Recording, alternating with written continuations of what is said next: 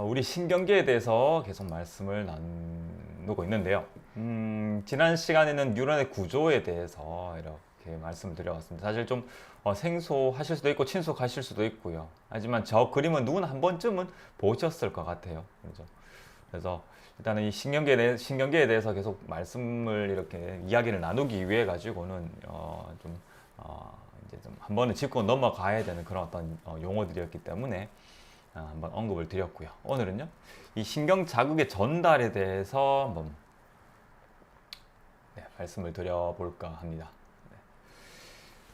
자, 축삭 또는 축삭 돌기라고 하는 거는 그 뉴런이라고 하는 이 신경 세포에서 이제 자극을 수상 돌기에서 자극을 받아들여서 그것을 다른 세포로 이렇게 전달하는 그런 어떤 하나의 어떤 전선과 같은 그런 어떤 역할을 하는데요.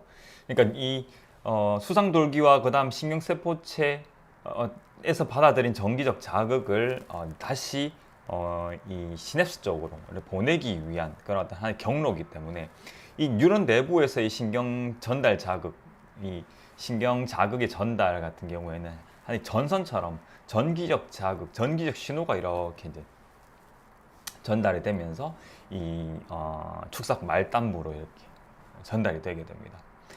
그래서 신경세포 안에서의 어떤 그 전달은 이런 축삭을 통해 가지고 마치 우리 전선처럼 이렇게 전기가 이렇게 전달이 된다라고 생각을 하시면 되고요.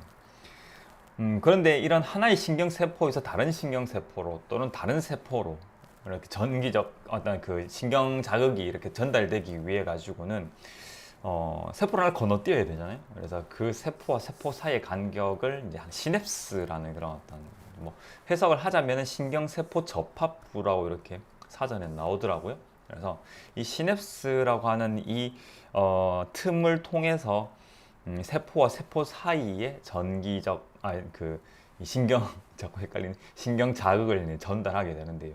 여기에는 이제 화학적인 어떤 자극 전달 방법이 있고 전기적인 그런 어떤 자극 전달 방법이 있는데 거기에 따라서 화학적 시냅스, 그다음 전기적 시냅스로 이렇게 구분이 되는데 일반적으로는 이제 시냅스라고 얘기를 하면은 이제 화학적 시냅스를 많이 얘기를 합니다. 그래서 주로 이 화학 물질을 통해 가지고 하나의 세포에서 다른 세포로 신경 자극이 전달이 되는 거죠. 거기에서 나오는 물질들이 바로 신경 전달 물질이 되는 겁니다. 그래서 신경 세포체 안에 즉 뉴런 안에서의 어떤 신경 자극의 전달은 전기적 신호에 의해서 그 자극이 전달이 되고요.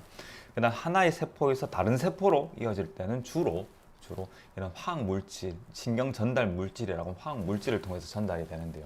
이 신경 전달 물질이 세포와 세포 사이의 신호를 주고받는 데 상당히 중요한 역할을 하는데 이 신경 전달 물질은 우리가 먹는 음식에 의해서 영향을 받을 수도 있고요. 그 다음에 장내에 있는 미생물들도 그 미생물들끼리 서로 이런 신호를 주고받고 있을 겁니다.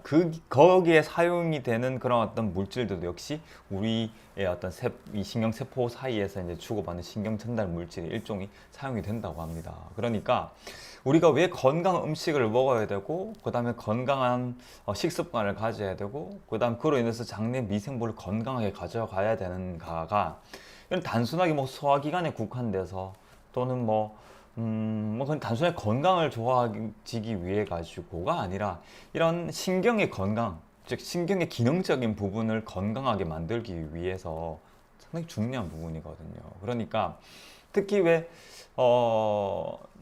뭔가 이렇게 손상, 즉 뭔가 이렇게 신경이 끊어지거나 아니면 출혈이나 아니면 외상이나 아니면 어떤 이제 뇌경색이나 이런 어떤 뭔가 신경계의 손상으로 인해 가지고 이상이 발생했을 경우는 뭔가 원인이 분명하잖아요. 근데 나는 불편한데 뭔가 검사를 통해서 나오지 않는 그런 어떤 좀 이상 질환들, 그 중에 대표적인 게 이제 자율신경계의 어떤 실조가 있거든요. 이런 자율신경계 실조들 같은 경우가 이런 신경 전달 물질의 이상이 원인이 될 수도 있는데 그게 우리가 먹는 음식에 영향을 받을 수도 있고 장내 미생물에 영향을 받을 수도 있고요. 그로 인해 가지고 이런 신경 전달 물질의 어떤 교란 또는 이상에 의해서 우리 몸이 건강 상태에서 벗어나 있을 수도 있다는 얘기가 되는 겁니다. 그래서 이 신경 전달 물질이라는 건 하나의 화학 물질이고 이게 우리가 먹는 음식 또는 유해 물질의 노출. 뭐 그거는 대표적인 우리가 한 번씩 우리가 먹는 그 약이 될 수도 있습니다.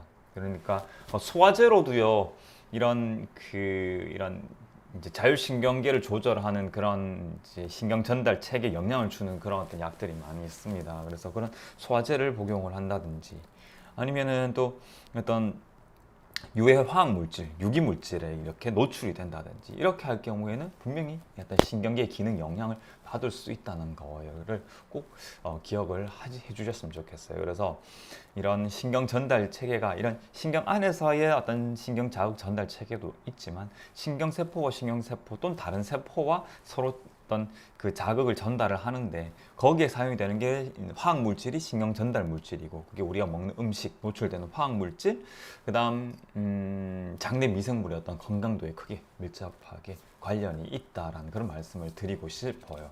그래서 거기에 대해서 한번 꼭 생각을 하셔서 여러분들이 이렇게 건강식 식단을 통해 가지고 건강한 식습관, 그 다음에 건강한 장내 미생물, 그리고 왜 우리가 이런 유해한 그런 어떤 그 식품 첨가물이라든지 유해 물질, 농약 이런 거에 노출이 안 돼야 되는지에 대해 가지고도 이런 이유들 때문에 그렇다는 거죠. 그래서 우리가 알게 모르게 노출된 그런 화학 물질이 상당히 많습니다. 그러니까 그런 것들에 대해서 꼭 주의를 하실 필요가 있습니다.